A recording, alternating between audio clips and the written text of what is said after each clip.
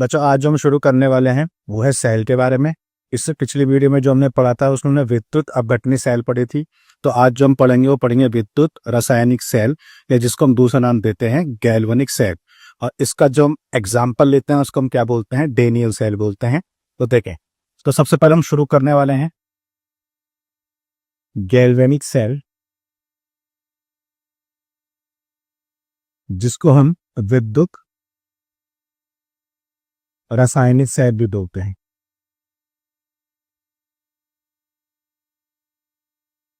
तो आपको करना क्या है, इसमें हम एग्जाम्पल जो लेके चलेंगे वो डेनियल सेल का लेके चलेंगे। अब एक एक बात देखेंगे जो आपको समझ में आ जाए इजी। सबसे पहले इसमें आपको करना क्या है कि सबसे पहले इसमें आपको दो बीकर लेने हैं।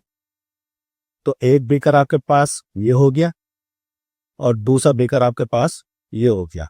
इन दोनों बीकर में एक एक धातु की रॉड लेंगे। धातु की रॉड का मतलब धातु की प्लेट लेंगे और इन दोनों को कॉपर वायर से कनेक्ट कर देंगे और यहां पर हमारे पास वोल्टमीटर हो जाएगा। ठीक है, अब करना क्या है, जो मैंने दोनों ये बीकर लिए हैं इसमें जो धातु की प्लेट है, अगर मैंने इसमें जिंक धातु की प्लेट ली है तो मैं यहाँ पे लिख रहा हूं, सपोज करें Zn। अगर जिंक धातु की प्लेट लेंगे तो इसमें जो हम विलयन भरेंगे वो जिंक धातु का ही भरेंगे, यानी जिंक धातु के लवण का विलयन भरेंगे, जैसे जिंक सल्फेट।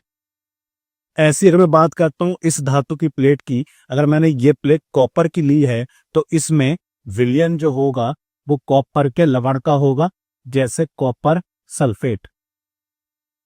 दोनों विलयन लेने के बाद यानी जिंक को डिप करेंगे उसी के लवण के विलयन में और कॉपर को भी डिप करेंगे उसी के लवण के विलयन में। और इन दोनों जो बीकर है, इन दोनों बीकर को हम इस यू आकार की जो ट्यूब है जिसे हम बोलते हैं लमा सेतु, लमा सेतु से कनेक्ट कर देंगे। इसमें जनरली हमने क्या भरा हुआ है, KCl का लवण भरा हुआ है जैली रूप में, इसको हम बोलते हैं अगर अगर। तो जैली रूप में हमने क्या भरा हुआ है, KCl भरा हुआ है। KCl की जगह हम NH4Cl यानी अमोनियम क्लोराइड का भी यूज कर सकते हैं, अदर भी यूज कर सकते हैं। बात आती है मेन में जो आपको टॉपिक पढ़ना है वो क्या क्या है, बात सुने। हमारे पास है लोन, यानी LOA और N, लोन।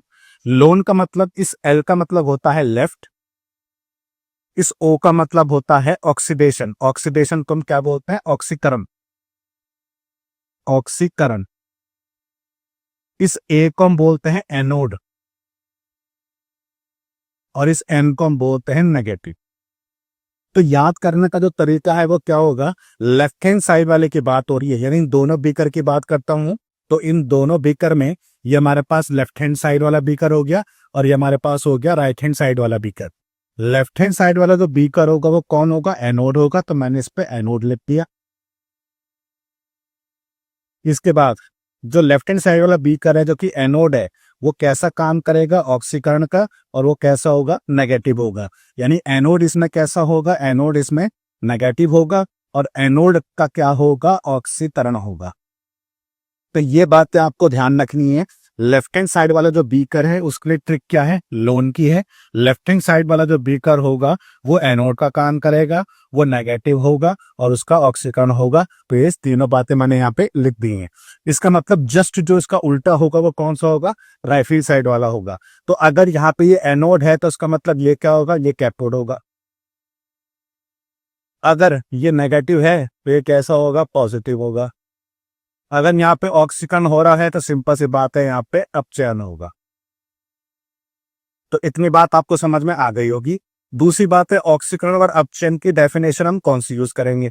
तो ध्यान रखना, अगर हमारे पास ऑक्सीकरण है तो यहाँ इस चैप्टर में ऑक्सीकरण का मतलब होगा इलेक्ट्रॉन का निकलना।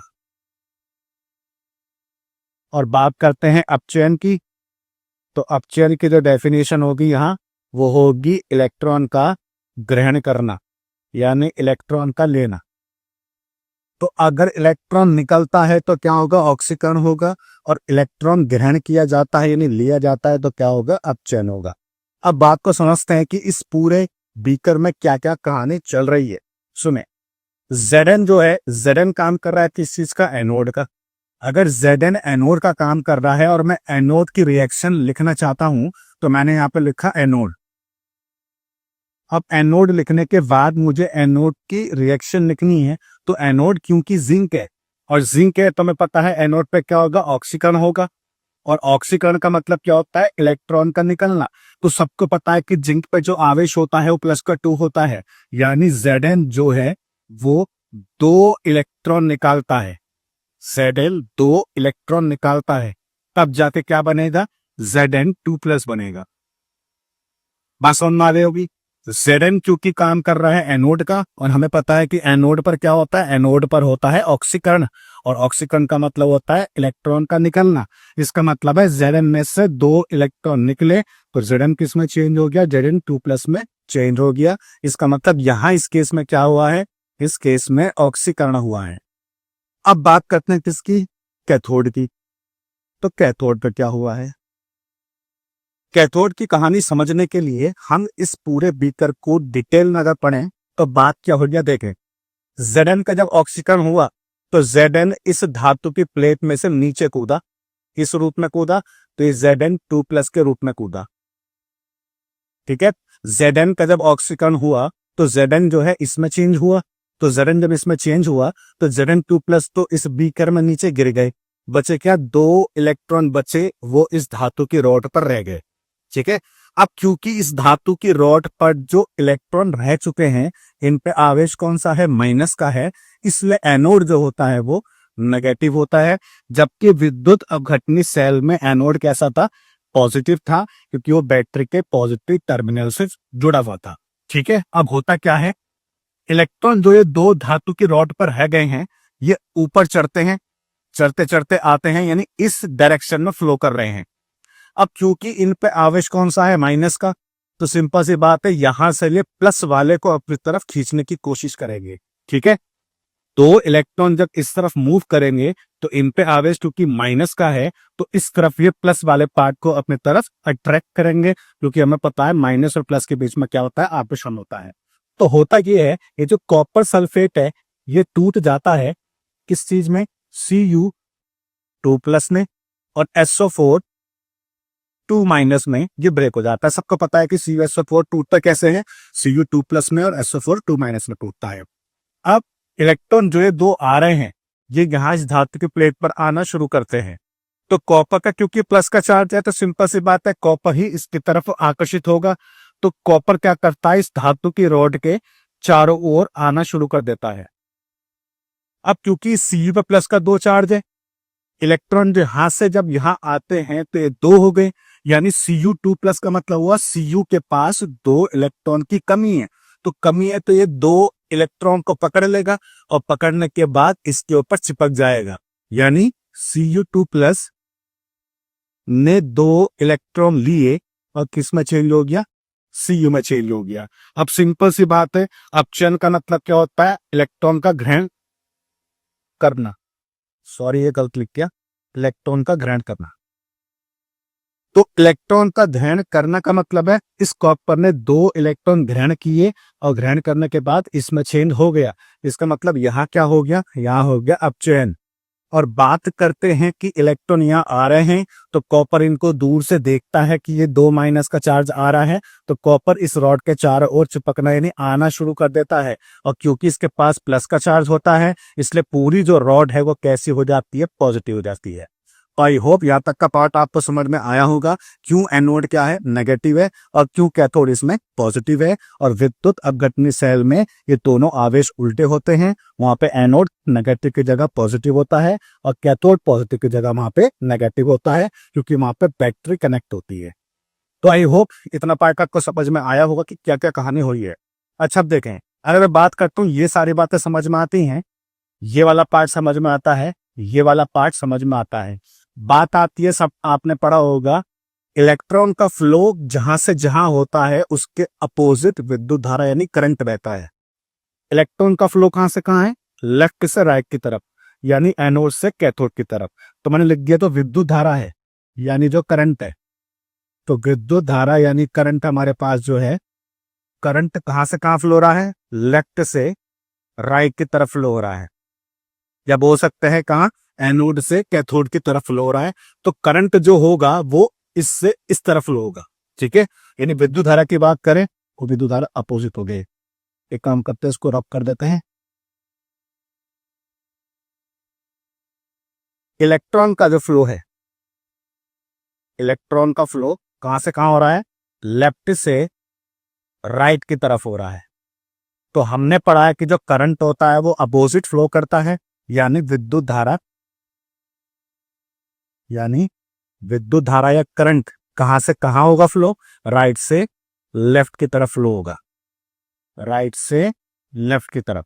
इसका मतलब अगर पेपर में आता है कि आपके पास डेनियल सेल दी है, डेनियल सेल में करंट कहां से कहां फ्लो होता है, तो इलेक्ट्रॉन का फ्लो एनोड से कैथोड की तरफ हो रहा है, तो सिंपल सी बात है करंट फ्लो कहां होगा? कैथोड से एनोड की तरफ होगा, यानी कॉपर से जिंक की तरफ होगा। इस चीज को ध्यान रखना। अब हम बात करते हैं किस लवण सेतु का कार्य क्या है। ठीक है, इस कार्य को जानने के लिए बात सुने। मान लेते हैं Zn2+ नीचे कूद रहा है, एक Zn जब नीचे कूदा तो इलेक्ट्रॉन कितने निकले? 2।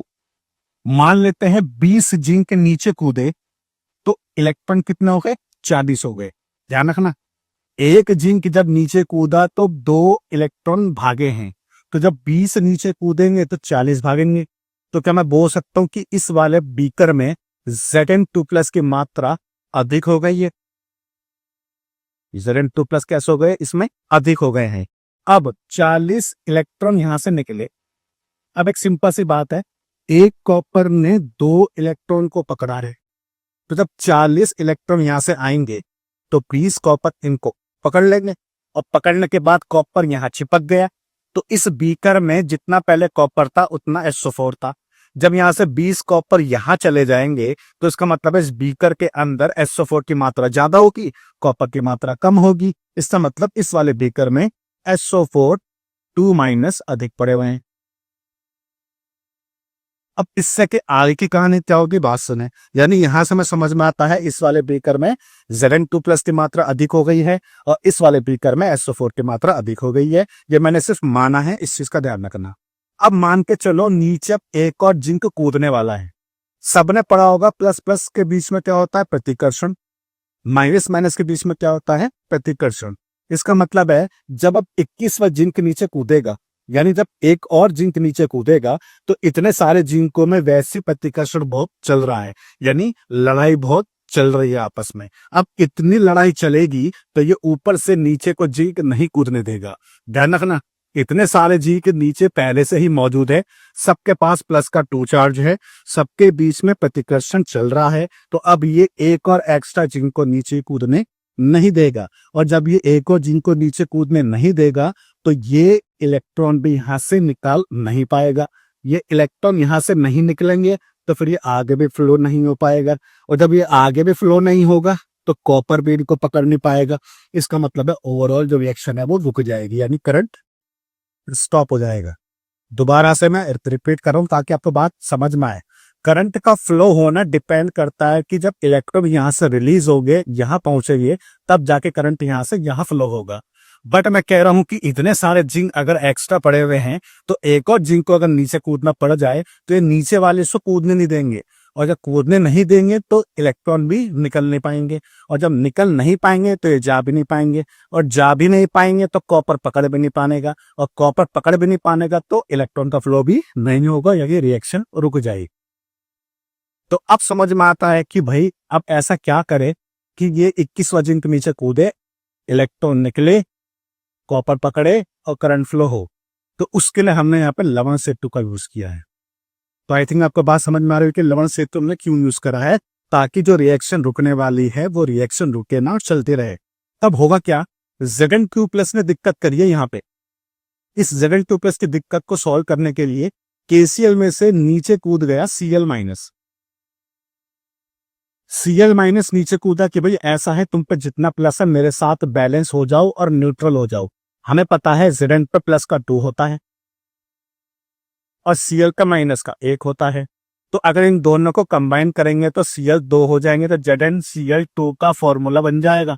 यानी ये क्या हो जाएगा, न्यूट्रल यानी उदासीन हो जाएगा। अब इस जिंक पे कोई भी प्लस का चार्ज नहीं बचेगा। इसका मतलब है अब नीचे Zn2+ सारे खत्म हो गए। अब खत्म हो गए तो नया जिंक नीचे कूद सकता है। सेम ऐसी मैं यहाँ बात करूं तो यहाँ पे हमारे पास अगर Cl माइनस कूदा है तो इस तरफ क्या है, इस तरफ कूद जाएगा K प्लस, और K प्लस जब कूदेगा तो SO4 को पकड़ेगा। जिस तरीके से नीचे यहाँ पे अधिकता है उस तरीके से अधिकता यहाँ पे SO4 2 माइनस की है। अब SO4 ने बहुत देर पहले जब लवण सेतु नहीं था तो SO4 ने बोला भाई एक काम करें, जब जिंक नीचे कूद ही नहीं रहा, ये दो यहाँ से निकल ही नहीं रहे, तो इतना वेट क्यों कर रहा है, मेरे साथ मिक्स हो जाए, हम बना लेते हैं CuSO4। जब करंट का फ्लो हो ही नहीं रहा तो फायदा क्या। तो हमने क्या करा, लवण सेतु में से Cl माइनस को यहाँ भेजा ताकि इसकी सांद्रता कम हो जाए और ये हट जाए, न्यूट्रल हो जाए, उदासीन हो जाए। अब यहाँ पे Zn2 प्लस नहीं है, जिंक नीचे कूदेगा, दो यहाँ से आना शुरू होंगे। अब यहाँ पे दिक्कत है, SO4 करा, मैं भी तो बहुत अधिक पड़ा हुआ हूँ, मुझे भी बैलेंस करो ताकि मैं इस कॉपर के साथ इंटरफेयर ना करूं, कॉपर ऊपर चढ़ता रहे, मुझे कोई दिक्कत नहीं है। तो हमने बदले में क्या करा, K प्लस को नीचे डाल दिया। अब तुम्हें पता है K पे प्लस है और SO4 पे माइनस है, तो ये दोनों आपस में अटैच होंगे, तो K2SO4 आपने फॉर्मूला पढ़ा होगा, तो इस केस में K2SO4 बन जाएगा, यानी सारा SO4 जितना भी अधिक पड़ा हुआ है वो खत्म हो जाएगा। तो दोनों बीकर में अब जितनी भी स्पीशीज है, जितने भी पदार्थ हैं वो उदासीन अवस्था में पड़े हुए हैं। अब आसानी से जिंक के नीचे कूदेगा, तो इलेक्ट्रॉन निकलेंगे, यहां से यहां जाएंगे, कॉपर इनको पकड़ लेगा और करंट फ्लो हो जाएगा। तो ओवरऑल हमें क्या पता चला कि जो हमारे पास लवण सेतु है, जो हमारे पास लवण सेतु है, तो लवण सेतु का कार्य क्या हुआ, लवण सेतु का कार्य हुआ रिएक्शन जो चल रही है उनको बैलेंस करने का और दो बीकर को आपस में कनेक्ट करने का। ये ध्यान रखना, कभी कभी एक नंबर में पूछा जाता है और कॉम्पिटिटिव एग्जाम में भी आता है, what is a function of salt bridge. तो सॉल्ट ब्रिज का मतलब है लवण सेतु। तो लवण सेतु का कार्य क्या है, दोनों बीकर में जो आयंस हैं इनको संतुलित करना, यानी इनको उदासीन करना, और दो बीकर को आपस में कनेक्ट करने का। ये बात का ध्यान रखेंगे कि ट्रांसफर या एक्सचेंज ऑफ आयन, मतलब ये आयनों का एक्सचेंज नहीं करता। ऐसा नहीं जिंक को यहां से ठाके यहां भेज दिया या SO4 को ठाके यहां से यहां भेज दिया, तो ये दोनों बीकर में आयंस का ट्रांसफर नहीं करता, मतलब आयंस को एक्सचेंज नहीं करता। लवण सेतु अपना जो सॉल्ट है, यानी जो अपना जो लवण है, उसमें से एक आयन इस बीकर में और एक आयन इस बीकर में देता है ताकि जो रिएक्शन है वो उदासीन हो जाए और जो करंट फ्लो है वो आसानी से चल सके। तो ये कार्य होता है किसका, लवण सेतु का। पहला पॉइंट मैंने आपको बोला है क्या, रिएक्शन को बैलेंस करता है और जो करंट फ्लो है वो उसको इजी होने देता है और दो बीकर को आपस में कनेक्ट करता है। ये फंक्शन होता है किसका, लवण सेतु। अब बात करते हैं, सुने, एनोड की रिएक्शन मैंने लिखी, कैथोड की रिएक्शन मैंने लिखी। हमें यह समझ में आया कि एनोड पर क्या होता है, ऑक्सीकरण, जो मैंने लिखा हुआ है, कैथोड पे क्या होता है, अपचयन, जो मैंने लिखा हुआ है। अब बात करते हैं एक सिंगल बीकर की, ठीक है। अगर एक बीकर सिंगल है, दूसरा बीकर सिंगल है, मैंने इनको आपस में अगर नहीं जोड़ा, ठीक है, तो एक बीकर को हम बोलते हैं अर्ध सेल। तो मैं इसको लिख सकता हूं अर्ध सेल अभिक्रिया। इसको हम क्या लिख सकते हैं, अर्ध सेल अभिक्रिया। तो ये भी आधी होगी, ये भी इसकी है, तो ये भी हम लिख देंगे अर्ध सेल अभिक्रिया। तो आई होप इतना पार्ट आपको समझ में आ रहा होगा। अर्ध सेल का मतलब हुआ आधी सेल, तो आधी सेल इस तरफ की, आधी सेल इस तरफ की हो गई है। अब हम क्या करेंगे, दोनों सेल को मिला देंगे। जब दोनों सेल को मिक्स करेंगे तो फुल सेल बन जाएगी। तो फुल सेल का मतलब है पूर्ण अभिक्रिया सेल बन जाएगी। तो पूर्ण अभिक्रिया सेल कैसे लिखते हैं, देखो, लेफ्ट और राइट वाले आपस में कैंसल होते हैं, ये आपने 11वीं में भी पढ़ा होगा। तो देखें, लेफ्ट में ये दो है, राइट में ये दो है, इस दो से ये दो कैंसिल हो गया। और कुछ कैंसिल हो सकता है, नहीं, यहां भी नहीं। तो लेफ्ट वाले लेफ्ट में ले लेंगे और राइट वाले राइट में ले लेंगे। तो लेफ्ट में कौन हुआ, Zn हुआ प्लस, और कौन हुआ, Cu2 प्लस हुआ। राइट में कौन हुआ, Zn2 प्लस हुआ, और क्या हुआ, Cu हुआ। तो ये आपके पास आ रही ओवरऑल या फुल सेल रिएक्शन। ध्यान रखना, एनोड की जो अपनी रिएक्शन होगी उसको हम बोलेंगे अर्ध सेल अभिक्रिया। कैथोड की जो रिएक्शन अपनी होगी उसको भी हम क्या बोलेंगे, अर्ध सेल अभिक्रिया। और टोटल यानी कुल जब हम बात करेंगे, दोनों बीकर को हमने मिक्स कर दिया है यानी कनेक्ट कर दिया है, तो अब ओवरऑल जो रिएक्शन होगी वो ये होगी। तो उसको हम बोलते हैं फुल सेल रिएक्शन, ठीक है। तो ये अर्ध शेल दोनों को मिलाने के बाद क्या बन गई, फुल शेल। तो आई गो इतना पार्ट आपको समझ में आया होगा। अब क्या क्या मुझे बताना है उस बात को समझे। लवण सित्वा कार्य भी आपने सीख लिया है। मैं इस डायग्राम को अभी रफ नहीं कर रहा हूं क्योंकि मुझे इसमें 2-4 बातें और है जो आपको बतानी है। सबसे पहली बात देखें, हमारे पास आता है रेडॉक्स कपल। पहले मैं इसके बारे में बता दी। रेडॉक्स कपल का मतलब होता है कि ये बताता है धातु और धातु आयन, इन दोनों को बताता है। ठीक है, धातु और धातु आयन को। मतलब मान लेता है धातु की प्लेट है, ये नीचे कूदा किस रूप में, Zn2+ में।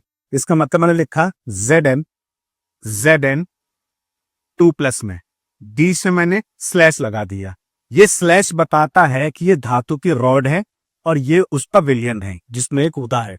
तो Zn2+ को मैं क्या बोल सकता हूं, रेडॉक्स कपल बोल सकता हूं। ऐसे बात करता हूं कैथोड की, तो कैथोड में Cu2+ चिपका है Cu के रूप में, तो यानी Cu2+ कहाँ है, Cu2+ विलयन के अंदर है, इसमें चिपक गया Cu में। तो मैं इसको स्लैश करके ऐसे बोल सकता हूं, ये Cu2+ और Cu यानी ये उसका विलयन है और ये उसकी धातु की रॉड है। तो हम जनरली क्या करते हैं, इसको इस फॉर्मेट में लिखते हैं। मतलब ये वाला जो पार्ट है Zn वाला, इसको ऐसे लिखते हैं Zn2+ और Zn के रूप में, और इसको हम लिखते हैं Cu2+ और Cu के रूप में। अब ऐसे कैसे लिखते हैं वो बात की बात है। फिलहाल रेडॉक्स कपल का मतलब है धातु की रॉड होनी चाहिए और साथ में उसका आयन होना चाहिए, बस इस बात का ध्यान रखना। ठीक है, इसको हम क्या बोलते हैं, रेडॉक्स कपल बोलते हैं। ठीक, अब बात करते हैं हमारे पास और क्या है, मैं इसको रब कर देता हूं, देख ली। इसके बाद हमारे पास आता है जो हमने ये डायग्राम बनाया है, इस डायग्राम को हम बोलते हैं सेल प्रदर्शित करना। सेल प्रदर्शित करना का मतलब क्या है, इसका मतलब है सपोज कीजिए कि मैं डायग्राम बनाना नहीं चाहता, मैं चाहता हूं कुछ ना कुछ एक ऐसा काम कर दूं कि मेरी सारी बात भी बोली जा सके, कही जा सके, समझ में भी आए और डायग्राम भी बनाना ना पड़े। तो उसको हम क्या बोलते हैं, सेल प्रदर्शित करना, यानी सेल रिप्रेजेंटेशन। अब इसका मतलब क्या देखो, इस सेल को रिप्रेजेंट करने के लिए मैं यहां से चलूंगा, ये धातु की रॉड हो गई, यहां से मैं नीचे चलूंगा, इसके बाद मैं इस लवण सेतु पर जाऊंगा, फिर मैं नीचे चलूंगा, मैं फिर से रॉड पर आ जाऊंगा। तो यहां तक बात आपको समझ में आ रही होगी। देखा, यहां से चला हूं तो ये रॉड किसकी है, जिंक की, तो जिंक लिख दिया। यहां से तो मैं नीचे गया तो जिंक किस में कूदा, Zn2+ में, तो Zn2+ लिख दिया। और यहाँ पे लगा देंगे स्लैश, जो हमने अभी पढ़ा। ये स्लैश बताता है कि ये धातु की रॉड है यानी प्लेट है और ये उसका विलयन है। अब जब मैं नीचे गया तो नीचे Zn2+ मिला। Zn2+ की कुछ ना कुछ सांद्रता होगी, कुछ ना कुछ वैल्यू होगी, मोलरता होगी, 1 2 4 5 6 जो भी सांद्रता होगी, जितने भी जिंक नीचे कूदे हैं। तो मान लेता हूं Zn2+ की सांद्रता 1m है, यानी 1 मोलरता है, तो मैंने उसको ब्रैकेट में लिख दिया। इसके बाद मैं कहां गया, इसके बाद मैं गया ऊपर। ऊपर कौन है, लवण सेतु है, तो लवण सेतु के लिए डबल स्लैश लगेगा।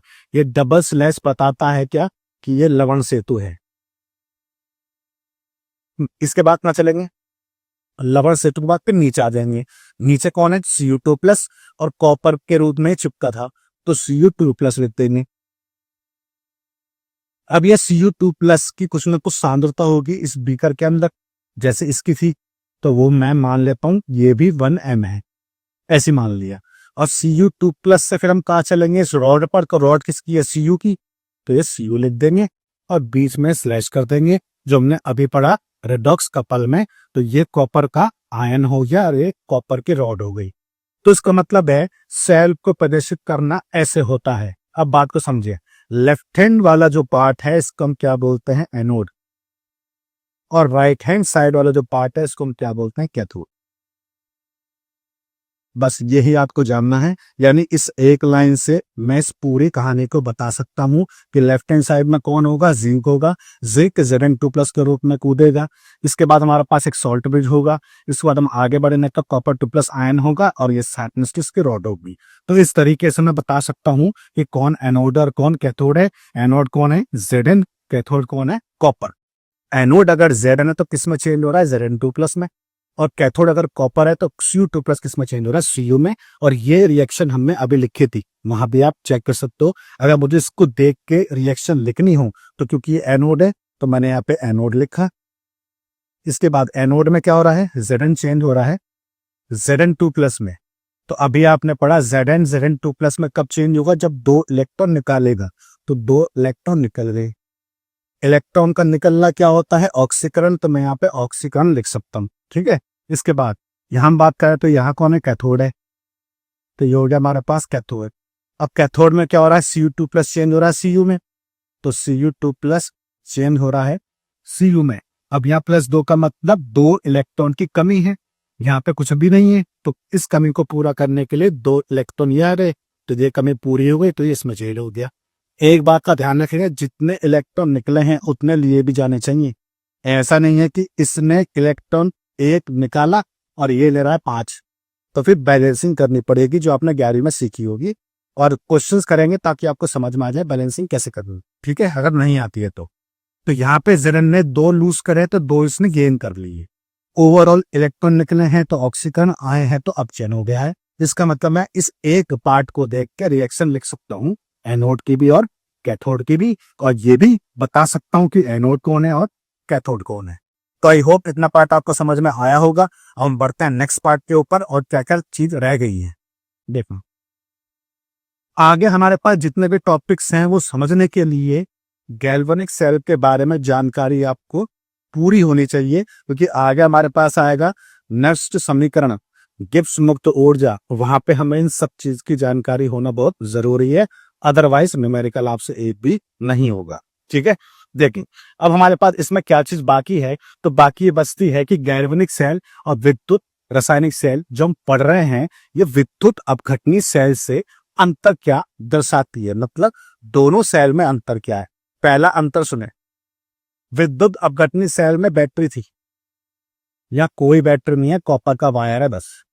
इसका मतलब है यहाँ ये सेल अपने आप चल रही है, और यहाँ ये सेल अगर अपने आप चल रही है तो यह सेल कैसी है, स्पॉन्टेनियस यानी स्वतः आवर्तिता, मतलब ये अभिक्रिया अपने आप चल रही है।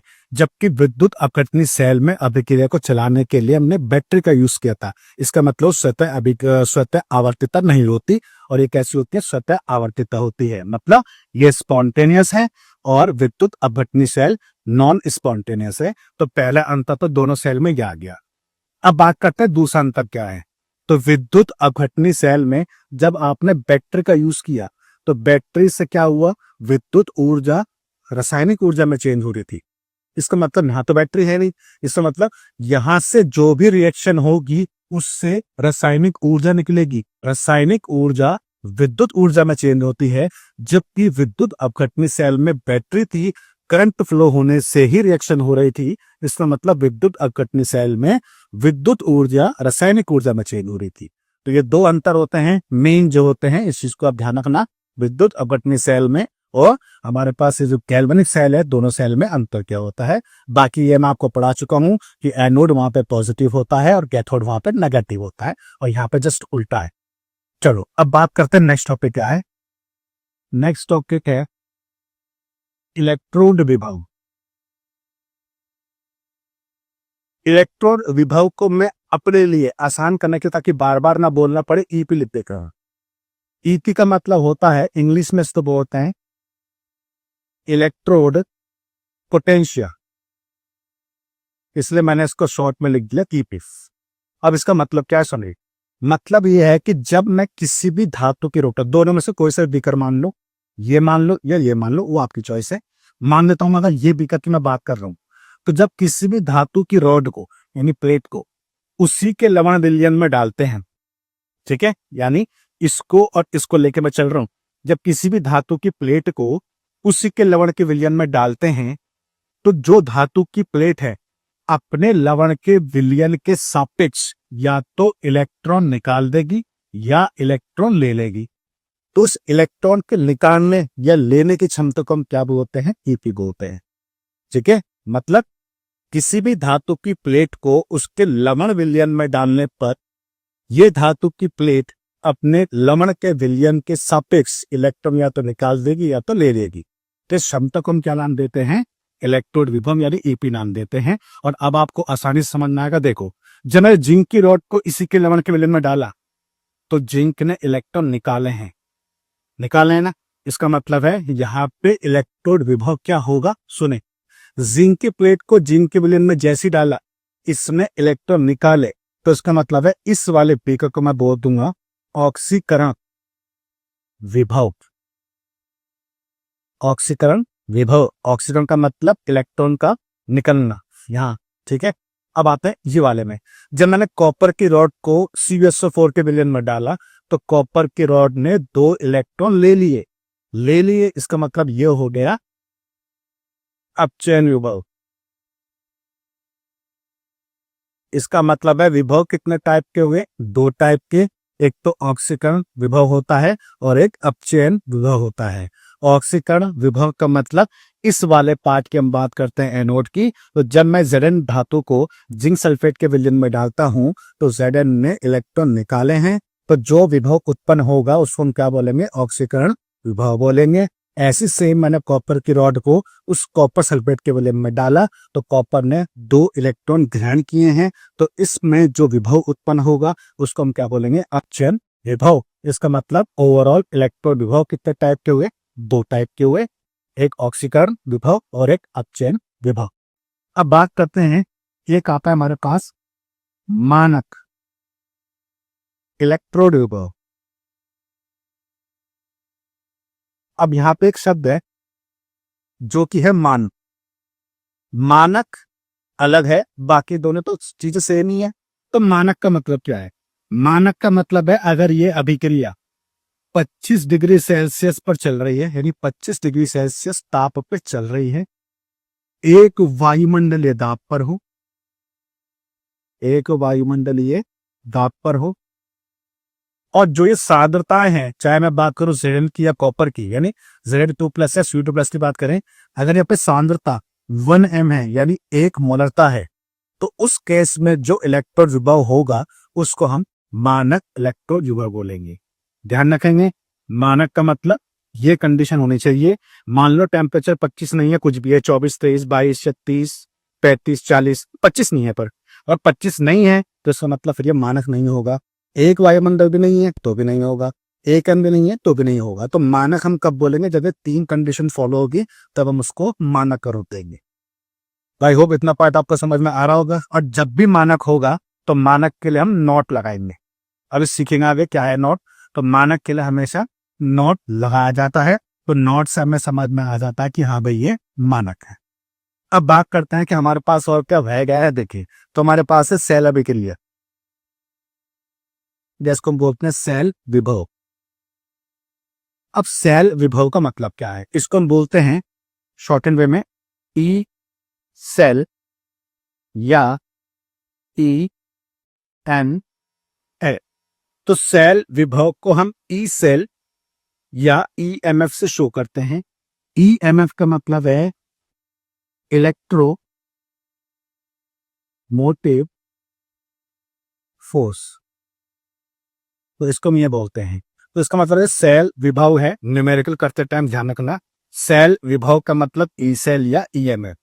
अब एक बात का ध्यान रखना, सेल विभव का मतलब हम पूरे सेल की बात कर रहे हैं। जब मैं इस सेल की बात कर रहा था तो ऑक्सीकरण विभव, जब इस सेल की बात कर रहा था तो अपचयन विभव। तो सेल विभव का मतलब होता है जो अपचयन विभव है और जो ऑक्सीकरण विभव है, इन दोनों विभव का जो अंतर है उसको हम क्या बोलते हैं, सेल विभव।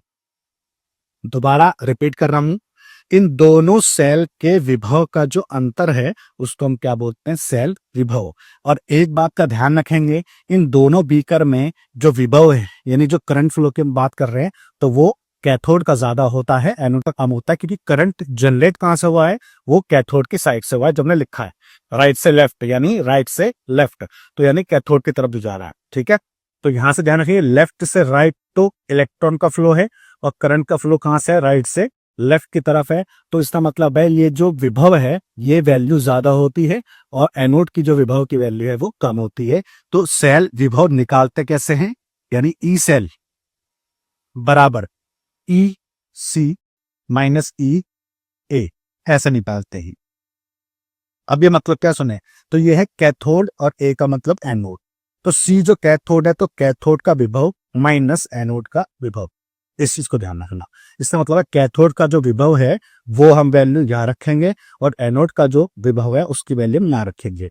मैं इस फॉर्मूले को ऐसे भी लिख सकता हूं, या E cell is equal to E H minus E L, ऐसे भी लिख सकता हूं। अब इसका मतलब क्या देखें, एस का मतलब है हायर वैल्यू और एल का मतलब है लोअर वैल्यू, यानी हायर वैल्यू में से लोअर वैल्यू को माइनस कर देंगे। इसका मतलब है ये दोनों फॉर्मूले सेम है। अगर ये हायर वैल्यू है तो हायर वैल्यू किसकी हुई, कैथोड की, और लोअर वैल्यू किसकी हुई, एनोड की। तो बात समझ में आ रही होगी। और इसको अगर समझना है तो मैं छोटा सा एग्जाम्पल लेता हूं ताकि आपको समझ में आ जाए। देखे, जैसे मैं आपसे बोलता हूं एक ई की वैल्यू मान लो 2 है, एक ई की वैल्यू मान लो 4 है। आपसे पूछा जाए दोनों में से एनोड और कैथोड कौन है, तो जिसकी वैल्यू भी ज्यादा होगी उसको हम क्या बोलेंगे, जिसकी वैल्यू भी हायर होगी वो कौन हो, कैथोड। इसका मतलब ये वाला जो है वो कैथोड होगा। और जिसकी वैल्यू कम होगी उसको हम क्या बोलेंगे, एनोड। तो ये वाली वैल्यू एनोड की होगी, इसमें से फिर इसको माइनस कर देंगे। तो आई होप इतना पार्ट आपको समझ में आ रहा होगा। हाइयर जो वैल्यू रहेगी वो हमेशा किसकी रहेगी, कैथोड की रहेगी। तो जब भी मुझे ई का डाटा दिया होगा, ई का मतलब विभव की बात हो रही है, तो जब भी विभव का डाटा दिया होगा तो जिसका डाटा ज्यादा होगा वो कैथोड होगा, जिसका डाटा कम होगा वो एनोड होगा। अब अगर पेपर में आता है सेल विभव निकालें तो सिंपल सी बात है, कैथोड माइनस एनोड। पेपर में आता है इलेक्ट्रोड विभव निकालें, तो ये इलेक्ट्रोड विभव ही तो है भाई, ये भी इलेक्ट्रोड विभव है, ये भी है। इन दोनों का अंतर कर रहे हैं तो नाम क्या आ गया, सेल विभव आ गया। पर दोनों अपने अपने क्या है, इलेक्ट्रोड विभव ही हैं। तो इलेक्ट्रोड विभव निकाले या सेल विभव निकाले, दोनों बातें एक ही हैं, इसका ध्यान रखना। अब बात आती है कि भाई अगर मैं इस ई सेल पे नॉट लगा दूं, नॉट लगा दूं, जो मैंने अभी बात करी, मानक को हम शो करेंगे किससे, नॉट से शो करेंगे। तो ये बन जाएगा मानक सेल विभव, मानक सेल विभव, या मानक ईएमएफ, या मानक ईएमएफ, या मानक इलेक्ट्रोड विभव, या मानक इलेक्ट्रोड विभव। तो जब नॉट आएगा तो मानक है, और नॉट नहीं है तो सिंपल बोलेंगे सेल विभव या इलेक्ट्रोड विभव। इस चीज को हमेशा ध्यान रखना, क्योंकि जो न्यूमेरिकल है वो इलेक्ट्रोड विभव पे भी है और मानक इलेक्ट्रोड विभव पे भी है, तो इसलिए दोनों में अंतर आपको समझ में आना चाहिए। तो ये सारा पार्ट आपको समझ में आ गया होगा। अब एक आधा पार्ट करके रेपेगा ताकि आपको समझ में आए। देखा, जैसे मैं आपसे बोलूं, सपोज करें कि मेरे पास दिया है ई नॉट सेल, सपोज करें ऐसे दिया है ई नॉट सी यू, यानी कॉपर की बात कर रहे हैं। तो कॉपर 2+ और कॉपर किसकी वैल्यू दी है, मान लो प्लस 0.34 वोल्ट, और ई नॉट Zn2+ और Zn is equal to -0.74 volt. ये दो वैल्यू दी है। ये कह रहा है कि मानक इलेक्ट्रोड विभव निकालें, मानक इलेक्ट्रोड विभव, या मैं बोल सकता हूं सेल विभव। सेल विभव भी कौन सा, मानक सेल विभव का मान क्या करें। क्वेश्चन ये है, प्रश्न आपको ये दिया गया है। तो इन दोनों को देख के पहले आपको क्या समझ में आता है, बात सुने। ये डायग्राम बना हुआ है, आप बता सकते हो कैथोड कौन है और एनोड कौन है। मान लो हमें ये सारा कुछ डायग्राम यहाँ पे दिया हुआ नहीं है, तो देखें, मैंने अभी आपसे बोला जिसका डाटा ज्यादा होगा वो कैथोड होगा और जिसका डाटा कम होगा वो एनोड होगा। तो दोनों में से किसका डाटा ज्यादा है, ये प्लस में 0.34 वोल्ट है, ये माइनस में 0.74 वोल्ट है। तो डाटा ज्यादा है इसका, इसका मतलब ये कौन हुआ, ये कैथोड हुआ। ये कौन हुआ, कैथोड। और जिसका डाटा कम होगा वो कौन हुआ, एनोड। और मानक निकालना है तो e naught cell is equal to e naught c minus e naught a. अगर नॉट इस पे है तो नॉट दोनों पे भी लगेगा, क्योंकि मानक की स्थिति चल रही है, और मानक नहीं होता तो तीनों में से किसी पे भी नॉट नहीं आता। अब हमें पता है, मैं इसको बोल सकता हूँ higher value minus lower value. तो हायर वैल्यू ये रही, लोअर वैल्यू यही, या कैथोड ये रहा, एनोड ये रहा। तो ये हो गया 0.34 वोल्ट, माइनस कर देंगे किससे, एनोड से, तो माइनस 0.74। इसमें से इसको माइनस करना है, पर माइनस माइनस क्या हो गया प्लस, तो 0.34 प्लस 0.74 वोल्ट। तो इसमें इसको जोड़ देंगे, तो 0.74 और 0.34, तो कितना हो जाएगा 8, 1.08, तो जाएगा 1.08 वोल्ट। तो ओवरऑल इस सेल के लिए जो मान निकल के आया हमारे पास वो कितना आ गया, 1.08 वोल्ट क्या आया है, इस सेल यानी इस पूरी सेल का जो विभव है वो इतना निकल के आया है। तो आई होप इस टाइप का जो भी पार्ट रहेगा, जो क्वेश्चन रहेगा, वो आप इजीली सॉल्व कर सकते हो। ऑक्सीकरण विभव, अपचयन विभव किसे कहते हैं, ये भी आप इजीली सॉल्व कर सकते हो। अब बात करते हैं कि आगे हमारे पास क्या क्या है, और इससे आगे हमारे पास जो टॉपिक्स होंगे वहां इसका जो रोल होगा वो कैसा होगा। तो बच्चों इससे आगे जो हमारे पास है वो है सक्रियता श्रेणी के बारे में। सक्रियता श्रेणी आपने 10th में भी पढ़ी थी, 11th में भी पढ़ी है, तो वो हम कंटिन्यू करेंगे। उस श्रेणी में क्या कौन कौन से तत्व आएंगे, यानी कौन कौन सी धातु हैं या तत्व हैं, और उनके एनोड सेल के मान कितने कितने होते हैं, कैसे कैसे होंगे, और नर्स्ट समीकरण और गैल्वेनिक सेल से इसका क्या संबंध रहेगा, तो आगे हम नेक्स्ट वीडियो में देखेंगे। आई होप ये ओवरऑल जो भी आपके पास लेक्चर हुआ है वो आपको इजीली समझ में आया होगा। किसी को डाउट होगा तो कमेंट बॉक्स में लिख के भेज सकते हैं। तो मिलते हैं नेक्स्ट वीडियो के अंदर।